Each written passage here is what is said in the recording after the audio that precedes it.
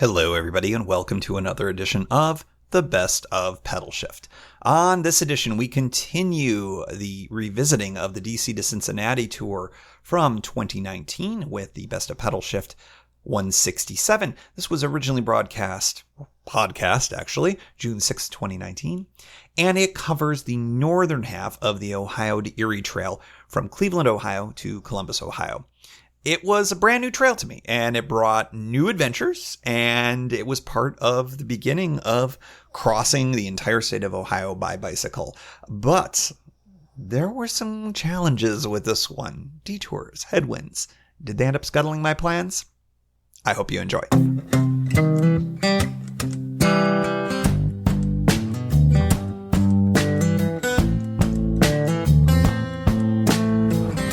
From Cleveland, Ohio, it is day 8 of this big adventure, and I have begun my first mile or so of the Ohio to Erie Trail. But first, there's some catching up to do about everything that's gone down. The hotel night in Kent was the right call. It just wasn't a full recharge, but it was necessary to pull off this morning's moves. It was a really early morning. I had to do some client work at the hotel and got it all done in time. And then, within minutes of me finishing things up, and I think I ordered a pizza. Well, I know I ordered a pizza. It went down and did not come up again. I wasn't even able to download podcasts this morning. So I was really fortunate to be able to pull all of that off. I mean, I guess I could have gone to the front desk and said, yo, your Wi-Fi is down. It seems I cannot escape trains. Trains and wind, that's what Cleveland has a lot of. Well, wind more so than anything else. The lows last night were in the upper 40s, which is a real comfort limit of what my sleeping gear is. I'm not sure if this is going to continue, but we'll see. If the temperatures right now, as I'm sitting here in Cleveland, bear any kind of an idea of what's to come, it's going to be a bunch of chilly nights as I continue down south. My route from the hotel in Kent brought me by one of the closest of my assessed wild camping spots, and it turns out it was a total swamp and absolutely unsuitable. So, lesson there, Google Earth can only tell you so much about what you're seeing, and you really need to lay eyes on things. So it's good if you're going to do like me and scope out some things ahead of time, you'll need eyes on them, and you should have more than one option ahead of you. Kent State was a really cool campus, and I really wish I had the energy to hang out there. I kind of like college towns, and I like the vibe that they often have. Not all of them, but some of them. And Kent seemed like a really cool town. And unfortunately, it just wasn't in the cards for me yesterday. I was just too cooked to be able to bike even the 20 minutes into where the campus was. And then it was even a little bit further into town. I was pretty spent yesterday.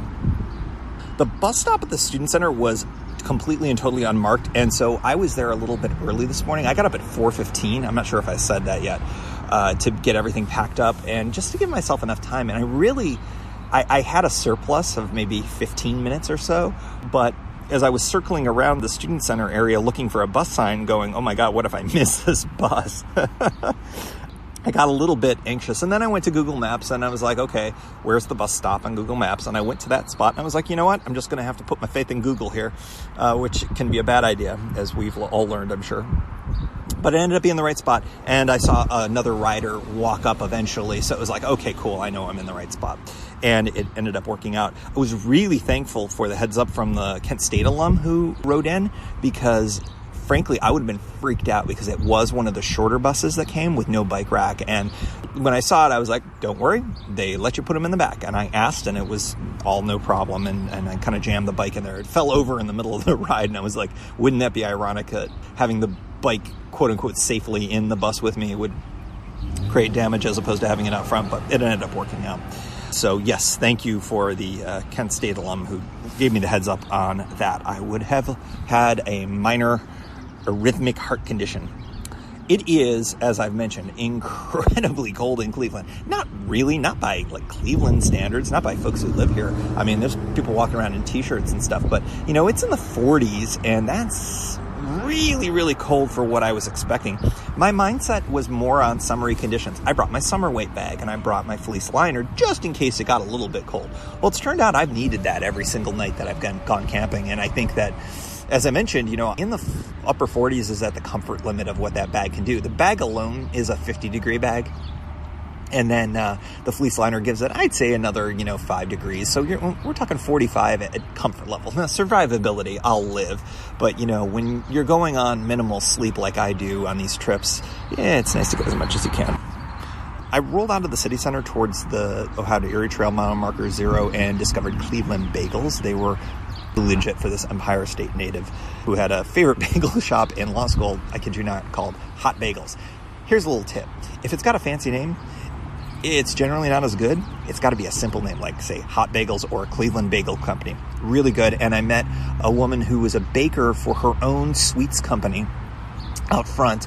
And we chatted a bunch about, Pedalshift and what I was doing and all that kind of stuff. And she's from Cincinnati, and she gave me a couple of good ideas down by the waterfront, and also something on the Kentucky side as well. So I've got some new insights. So that was really a nice way to start things off. Cleveland, I have to say, is a fantastic city. Just what little I've seen of it. I've spent very little time here. What I've seen and what I've experienced has been really great. What a great way to kick off the Ohio to Erie Trail.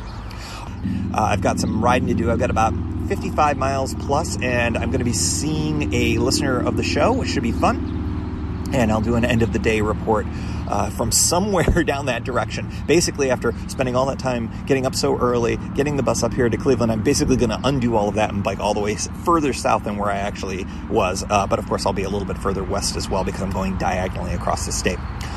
That is all. Goodbye, Cleveland!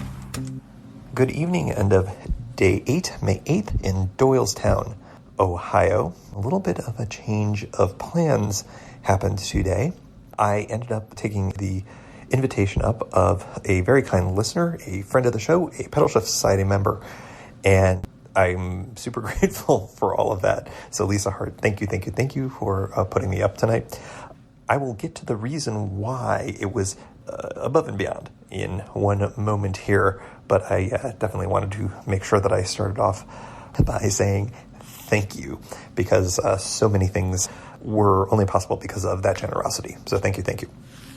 Let's go back to where we left off. I was excited to see a bike station with a pump, and it managed to just deflate my tire. Oh well, hand pump to the rescue. That was in Cleveland, of course. Getting out of Cleveland was kind of so-so. It's signed at some points, but could use some more.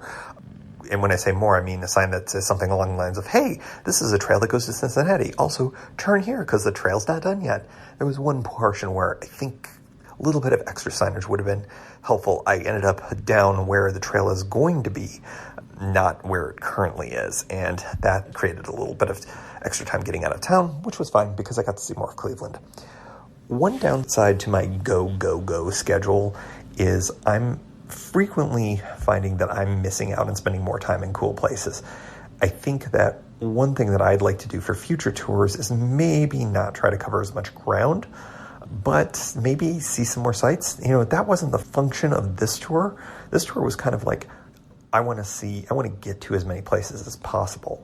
I think future tours, maybe I might do a 3-day tour of my end of the CNO, maybe only go to Brunswick or something like that. Maybe take Bellstar and really just sniff the roses. I don't know. That's one of the things that I'm thinking, but also, be able to spend some time in a city like Cleveland or Akron or something like that, places that I sort of just zoomed through today. I stopped for a second breakfast, and the place that I was at was playing You Are the Girl by the Cars, which I have to say is an oddly deep cut for them, considering that's not even on their greatest hits album. So as a result, I was sort of like, okay, this is a sign I need to play a bunch of stuff by the Cars. So I played their greatest hits album as I went south. And then my soundtrack shifted to Nirvana's Unplugged album, because I've been thinking about them a lot lately. It's a round number anniversary of Kurt Cobain's death, and just recently read a book by Nirvana's manager. I think it was if it wasn't Nirvana, it was Kurt's manager. And it was really interesting, and I've just been on my mind, and it was nice to hear that in its entirety again. Always pick up new things when I'm bike touring and listening to music. When I entered Cuyahoga Valley National Park, the first thing I thought was how nice it was. And the second thing that was how similar the trail surface was to my memories and my recent memories of the Erie Canal Trail, especially around where I grew up. It was very compact, even if it was a little rutted in parts from, bike tires and when it was softer, but it was effortlessly fast. One of the things that I thought about today was how easy the miles came, and a very big part of that was that so much of the trail was in Cuyahoga Valley National Park. It was really, really great, and beautiful scenery. You've got the Cuyahoga River on one side, you've got the canal on the other.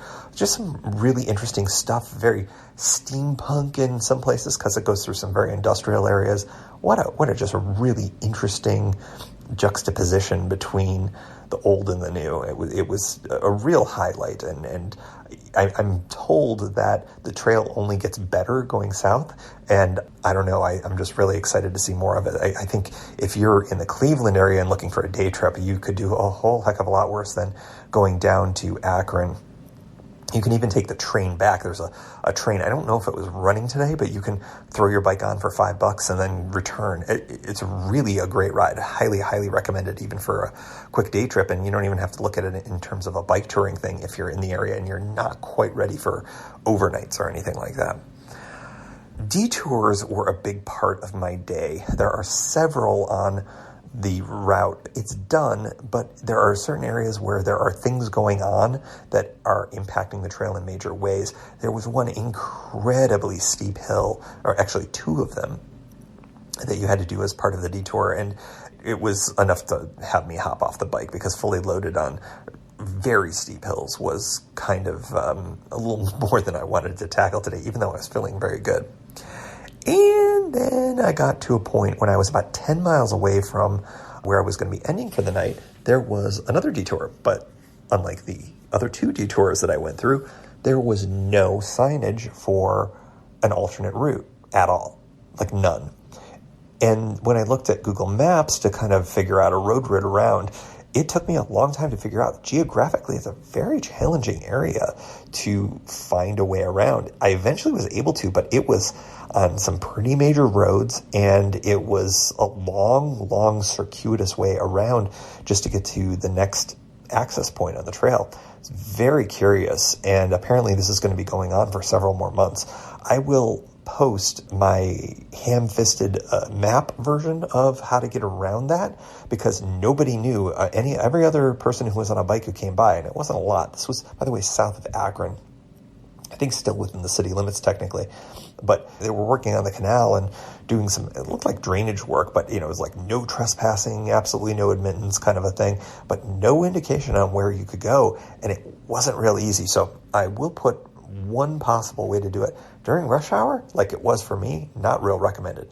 I got really, really lucky because thanks to Pedalshift Society member Lisa Hart for bailing me out. She came all the way down and picked me up. And I was at that point going to stay at her place, kind of my training wheels for warm showers.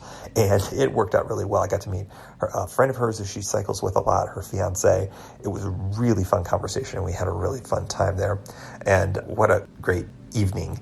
And I was kind of fortunate because if this had been any other place, I would not have been able to be bailed out. I would have had to have done it. Now, it would have been fine. I'm sure I could have done it. I've been on far worse roads than that, but not at 5 o'clock and not after a full day of cycling. So it was super appreciated to the bailout. Tomorrow morning, Lisa's going to drop me off first thing in the morning on her way to work at the earliest point. So I'm going to be missing, it's hard to tell exactly how long it is, but it's closed anyways and literally cannot be accessible. So I'll still consider this a through ride of the Ohio to Erie Trail, even though this section is closed. But I'm a little bummed, especially as somebody who is coming from out of town. You're left literally without a paddle. And unless you had a cell phone with a map and could figure it out and were willing to do it, it was not a good feeling to feel completely abandoned like that. But I understand. I think from a legal perspective, perhaps they didn't want to give a route that they didn't deem very safe. I don't know. I'm speculating. Maybe I shouldn't do that. Anyways, detour, no way of knowing where to go. And then, as I mentioned, a wonderful evening here. Ate more pizza than I probably needed, but enjoyed the heck out of it. Tomorrow, I'm 10 miles behind on where I thought I was supposed to be. And tomorrow is supposed to be a 65-mile day. Now is a 75-mile day.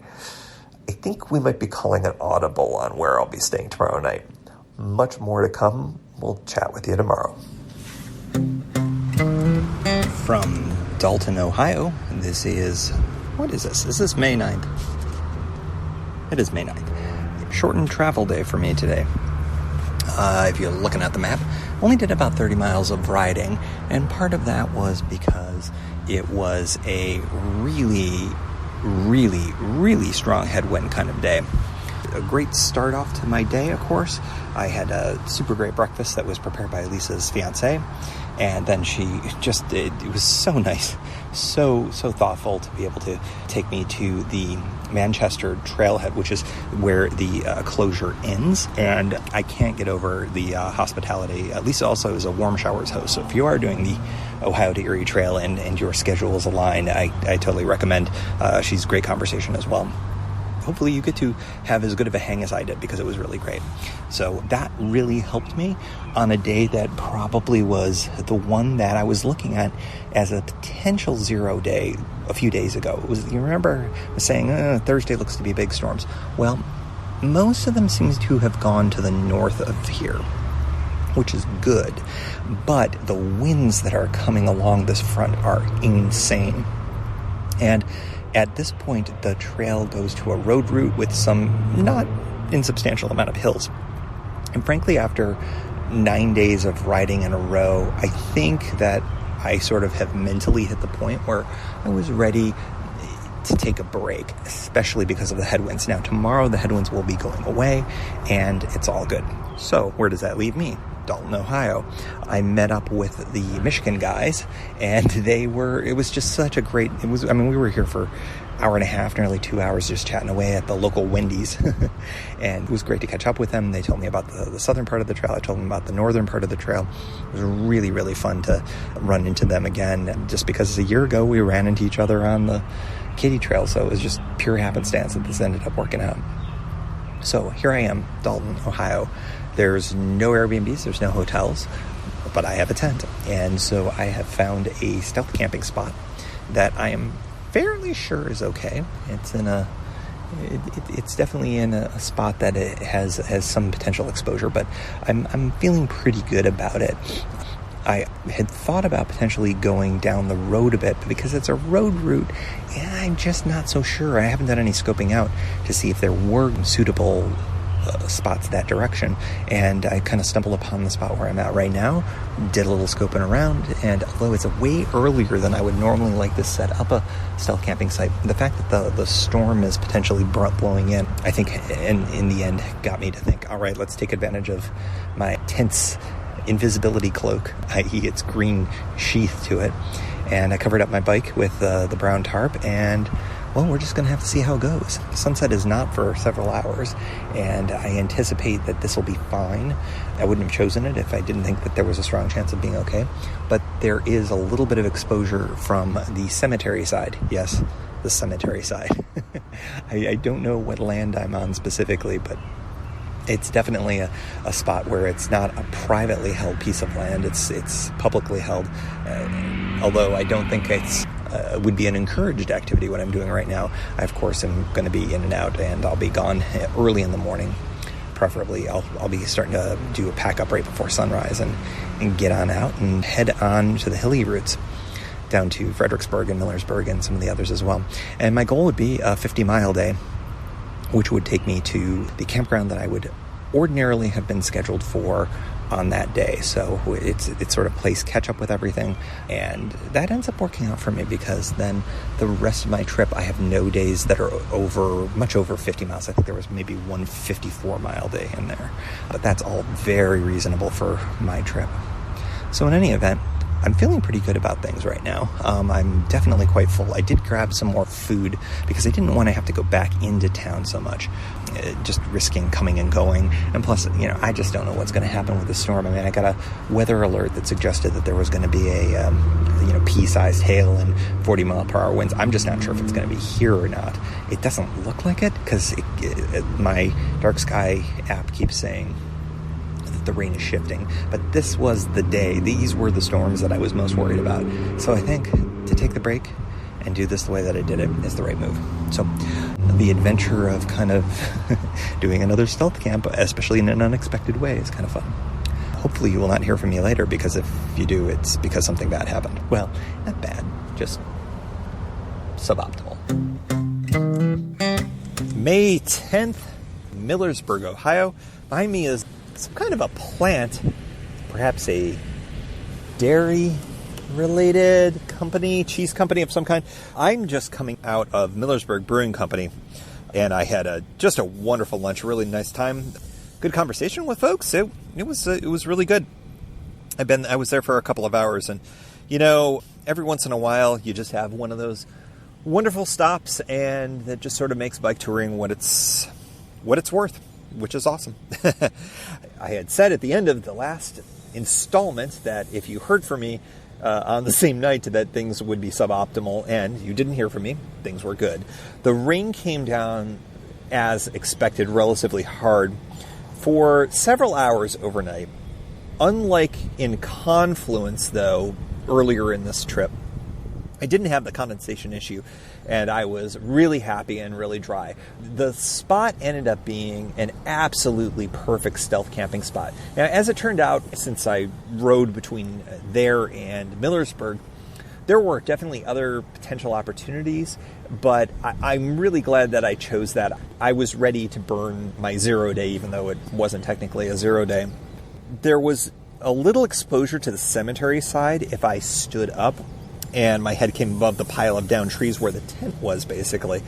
But the park side was perfectly camouflaged, and I put a photo on Instagram, which I know a bunch of you have already seen. It was clearly a drinking spot for locals, perhaps maybe underage locals. And before I left early this morning, just basically at sunrise, I picked up every single can and bottle that was within reach. And so I left the spot in a much better place than when I got there. And that felt good to me. I know that when you do a stealth camp, particularly in a town, that you're doing something that the folks who are local would probably prefer you not do. So I like to kind of pay it forward a little bit. So at least I did that. And that made me feel pretty good as things were going. It took me about 40 minutes to break camp. And I think that I would have to say that I need to figure out maybe some systems or a way to break camp quicker in a stealth camping situation. The trick is I need access to most of my panniers and my 2 dry bags, at least how I'm configured for this trip. So I essentially need to totally unload. And in addition, as you all know, I have orange panniers and all sorts of things that are super visible, and it's really important that they're not visible. So they all come into the tent with me anyways. I think one of the elements when I pack things up, I do that inside of the tent, so I can't be seen anyways. So, there's give and take when it comes to all of that. So I roll back, not very far to where a lot of the amenities were, where I met the Michigan guys the prior day. I went back to the Wendy's. I was hoping that they would be doing breakfast, but they weren't. They were closed, but their Wi-Fi was still on, so I was able to download some podcasts and do that. And then there was a gas station exactly next door, which had a little cafe seating area, which was great. So I picked up some breakfast, picked up some things for, the trail, had coffee, just had a kind of a nice wake-up time. And everything was really cool, and it was a really good way to start the morning. I didn't feel rushed at all. And the nice thing was that today is a fairly short mileage day. And I also knew I wanted to go to Millersburg. I wanted to enjoy the road route. I wanted to enjoy the fact that I'm going to be cycling through Amish country and really just sort of see the sights and enjoy things. And, it's really cool. You may be hearing, I hope, the rattle of a buggy coming by right now.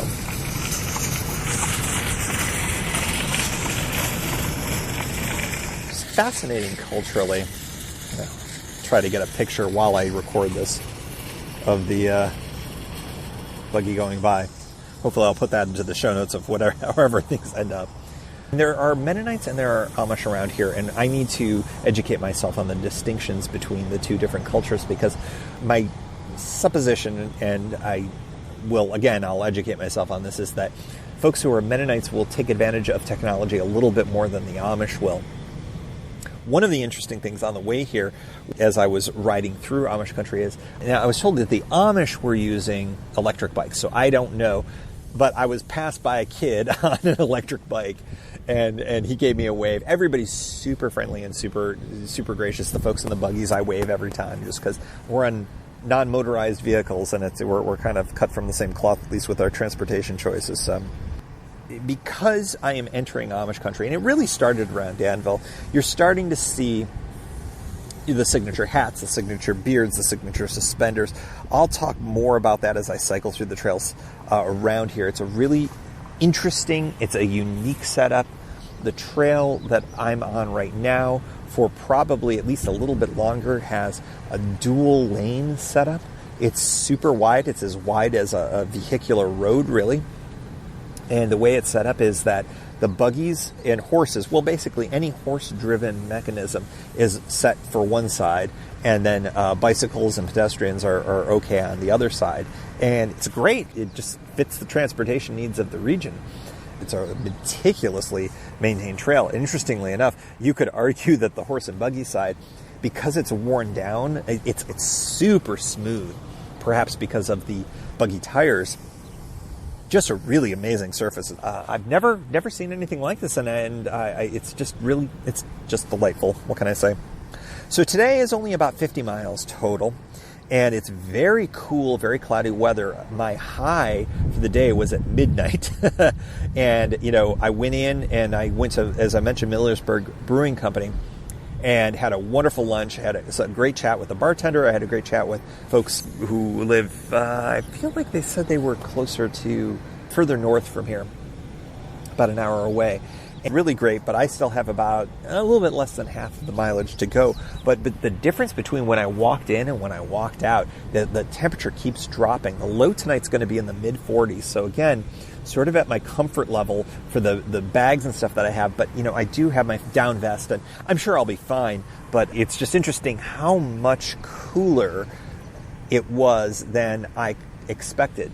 That said, I was prepared for it. I knew that it was a possibility it could be this cool. So very happy. For those of you who are looking at my load and going, hey, why are you carrying so much stuff? Folks, it's getting down to about the mid-40s at night, and you got to have rain gear, and you got to have all that as well. That's about it, basically. Millersburg Brewing Company, I cannot say good enough things. 44 stars, the highest possible rating, highest possible Pedalshift rating.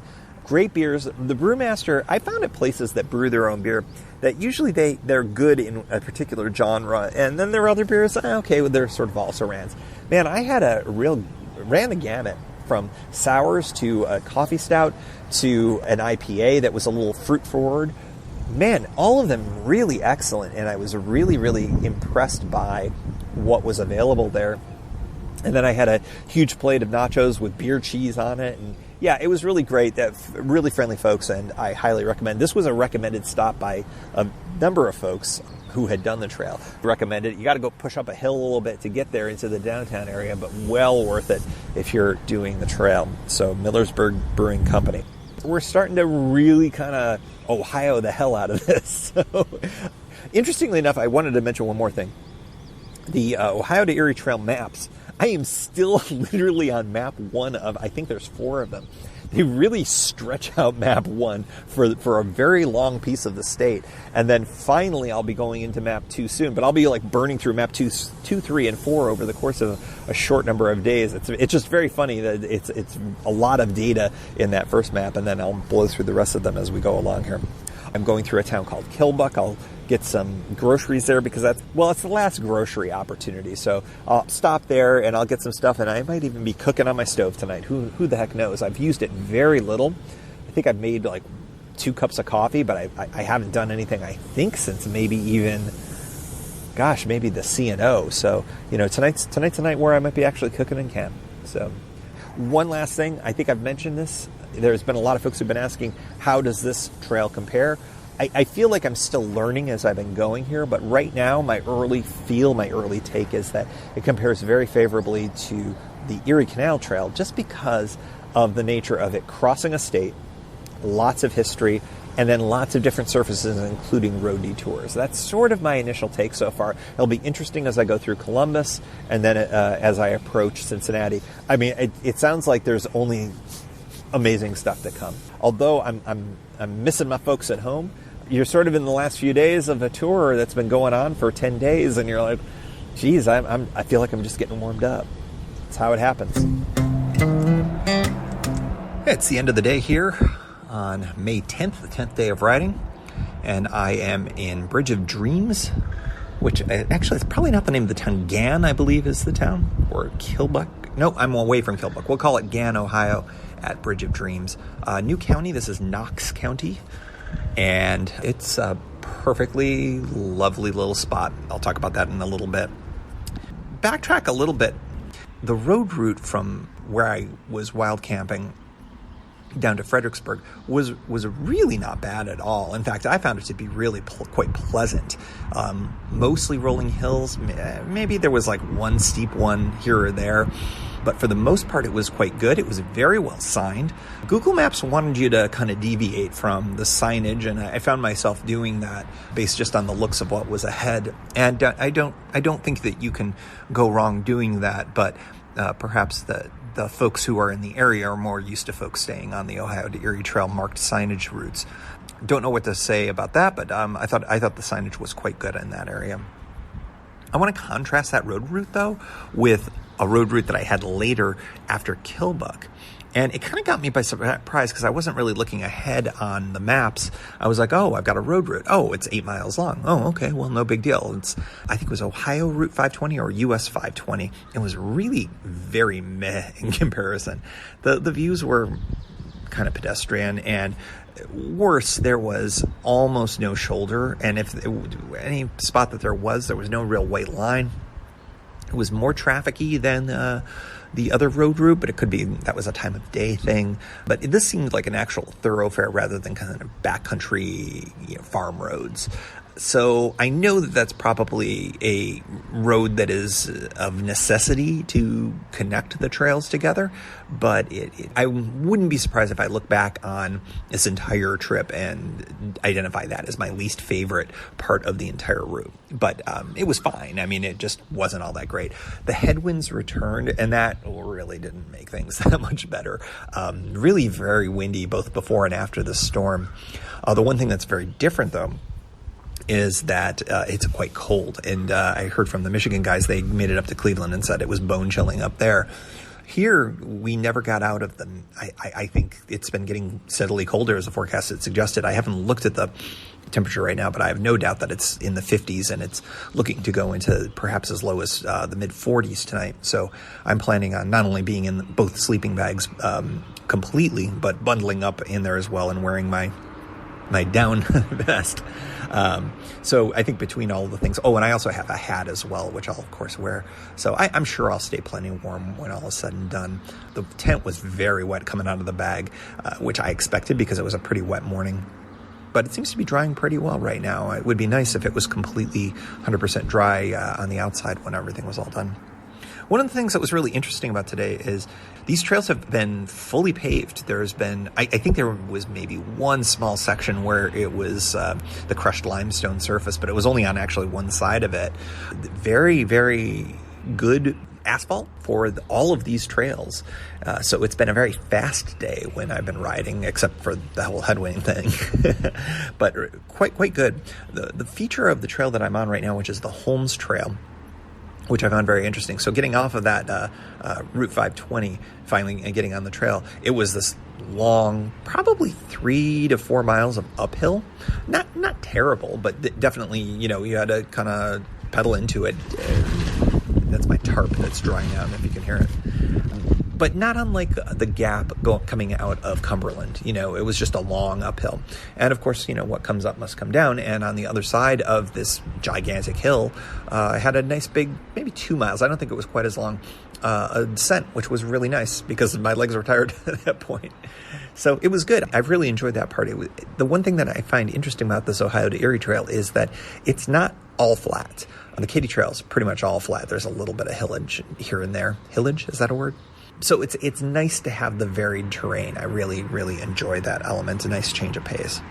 So I called ahead when I was in Kilbuck. I'm jumping all around on the towns here for you, unfortunately. So if you're following on a map, you're like, wait, what? I called ahead and left a message regarding my camping spot here at Bridge of Dreams. I left a message. I hopefully that'll end up working out, but I know on the website it says that it was possible. And I left a message with the person from Knox County. I didn't hear back from that person, so obviously I assume everything's cool. It's very no nonsense. It's a big patch of grass. There's actually one of those bike racks, picnic shelter, and a porta potty. So no nonsense. No water, unfortunately. I've got plenty to get me through the night, but I like to have water in the morning as well. I'll probably have some depending on how much I drink through the night. But the good news is that there's a town that's not very far from here, and I believe there's plenty of opportunities in that town to water up or do something to help myself out, because I'll definitely need some water tomorrow. Tomorrow it's back to the suburbs and then into the city, because I'm going to Columbus tomorrow. About 60-ish miles tomorrow. I can't remember exactly what it is, but it's in that range, kind of that typical wheelhouse of a day. Today ended up being 50 and was very comfortable and really, really good. It was a fun day, if gray and a little bit cold. I think tomorrow is a bit more of the same, but we'll just see how it goes. I'm looking forward to eating dinner and then bundling up and then maybe going to sleep early. It's typical bike touring kind of day. Good morning. Day 11, May 11th, 2019 here in, where am I at? I'm in Mount Vernon, Ohio, and it's been a really nice morning so far. It's been very chilly. I fell asleep last night well before sunset and woke up a few times. Once to the sound of a buggy rolling by, and that was terrifying because it was probably about 6 feet away from my head when all was said and done. And I kept thinking, if they lost control of that horse, I'm not in a good place. Let's just put it that way. But it was kind of interesting. It happened a few times, including one very late night one, which was interesting. Woke up again at about 3:30 in the morning, and that's when the cold was really setting in.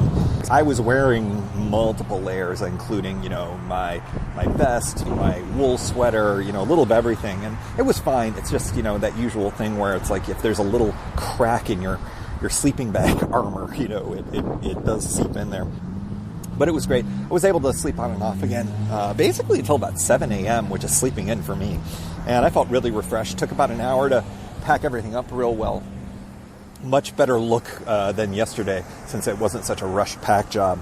And I just feel really refreshed and good. The trails have been super fast. They're all paved here, which has been really great. A little bit of a downhill grade in parts. I really made some great time going through. I've been using the word great a lot, so that's great.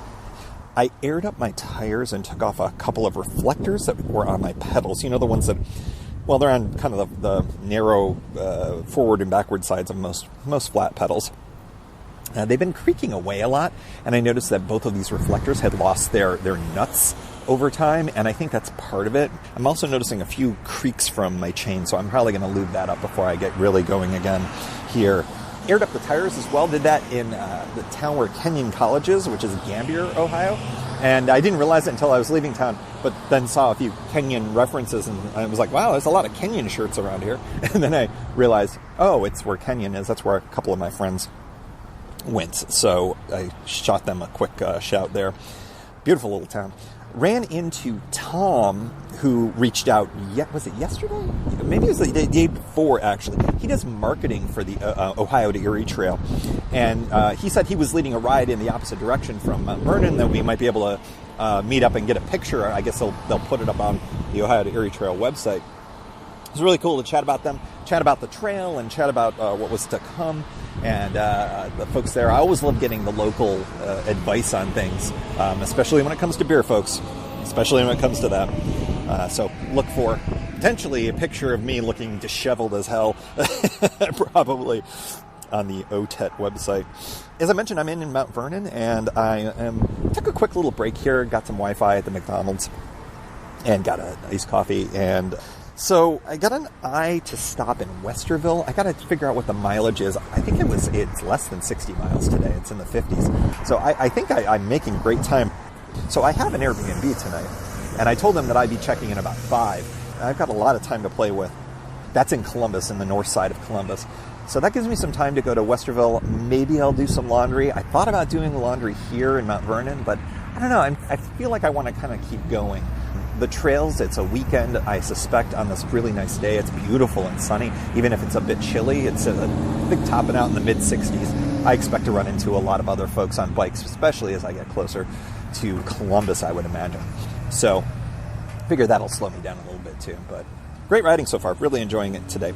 Looking forward to getting into Columbus, one of the sea cities, as they call it. So I think that'll be a lot of fun. And then having an early morning ride through the city of Columbus, which for a lot of folks, they've mentioned that being a challenging thing. So I'll probably talk more about how that was for me. It is the end of the 11th day of riding, and I am in Columbus, Ohio, kind of in the very, very northern part of it.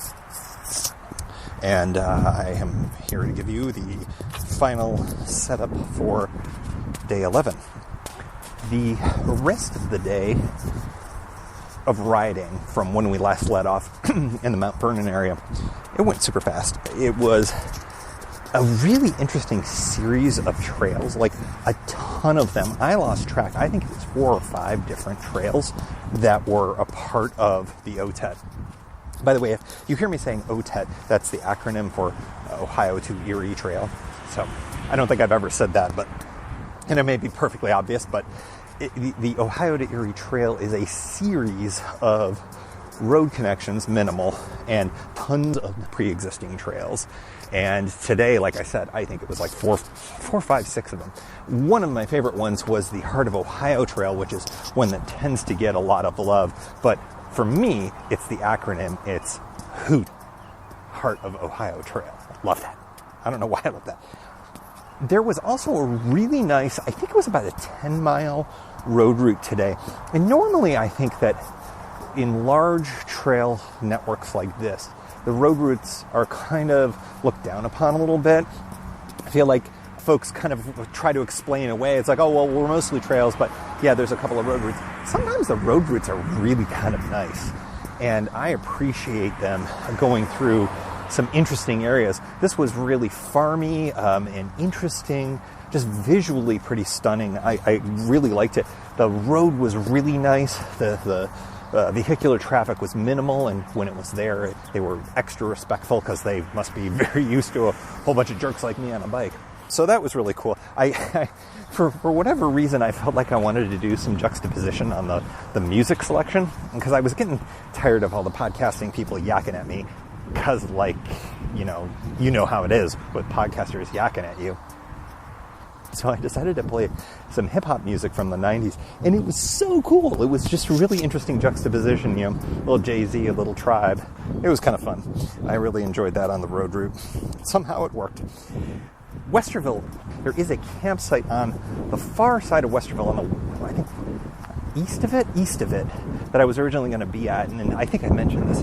It was, sorry for the wind if it's getting in here, headwind, because of course, but I'm walking, so it's all right. The campground would have cost me $30, and I would have been with a bunch of RVs and all that other kind of stuff. I have no problem with that. The thing was that I just got this great Airbnb here on the north side of Columbus. Really nice setup. There's 3 different rooms for rent upstairs. All 3 of them are occupied tonight, me being one of them. Totally nice, and it was only $7 more when all was said and done. Really nice host too. So when you're out there, consider what your value proposition is. For me, I tend to like to hang out at Airbnbs periodically. Of course, you've also got your warm showers, and you've got things like that. So put that all in the hopper and consider it when you're doing these types of things. When all was said and done, I'm more en route right now. I'm closer to the trail, and it's all good. I'm really, really pleased that I was able to find all of this. Westerville as a town, though, was really cool. And Westerville had, let's see, what do you call it, a frozen custard shop. Also had a decent beer spot. I really liked the Millersburg place. I mean, it was hard to live up to that, so there was that. The Airbnb host messaged me while I was doing the laundry in Westerville. And actually, not even Westerville, actually, I think it was technically Columbus at that point. It was literally a 2-minute bike ride away. And it was just like, wow, it's right here. It was a perfect spot. So when I was all done feeding myself in Westerville, did laundry, and she needed an extra 15 minutes. It turned out that that's about how long my dryer needed to go. So it all worked out perfectly. And, I'm showered, I'm clean. I got clean clothes. When you're on a multi-day tour, man, there's nothing better than having all of that set. Added bonus, I get to sleep in a bed tonight, even though I like camping. And I went into this, as you all know, saying, hey, if I'm not camping every night, something went wrong. No. Sometimes you call audibles, and like I said, value proposition. It was much better to do it this way. Wi-Fi, you get to plug in, all the other amenities that you get on that. Speaking of Wi-Fi, I'm playing catch up on social media tonight. I feel like I'm behind, particularly on Facebook, so I'm going to try to play catch up, because a lot of folks are asking questions in social, and it's just real hard to kind of be on top of all of that. So I'm going to give that a shot tonight. Tomorrow, I may have a chance to ride with another listener, which should be kind of fun. Now, I don't know. It's like two bullets trying to hit each other, but it ended up happening earlier today. I have had good luck running into people coming in the opposite direction. We had the Michigan guys, we had Tom today, and hopefully we got a listener tomorrow potentially. So we're going to see how that all works. It's been a fun trip so far, but you know what's sad? I'm seeing the light at the end of the tunnel. Cincinnati is no longer just a kind of, well, I hope I make it there. I mean, it's pretty clear I'm going to make it at this point. So it's just a question of how and when and where I'm going to be stopping the next couple of days. So we'll see how that all goes. Thank you for coming along for the ride. That's the end of day 11. Can you believe it's been 11 days? That's bananas. Statistics. Bike miles biked 153. Bus miles 39. Detour portaged miles 1. Thank you, Lisa. Flats 0. Mechanicals 0. Camping nights 2. Stealth nights 1 of those 2. Roofed nights 2. Number of everything bagels eaten that I thought would be just okay but were actually outstanding 2. Mile marker 44 is Easter egged 1. Sea cities 2. Pizza toppings 2. Pineapple and jalapenos, y'all. It's the way to go. Beers, yes.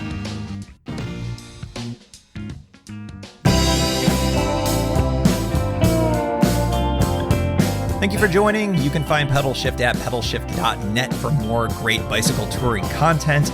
You can hear the Pedalshift project through Apple Podcasts or your favorite podcast app.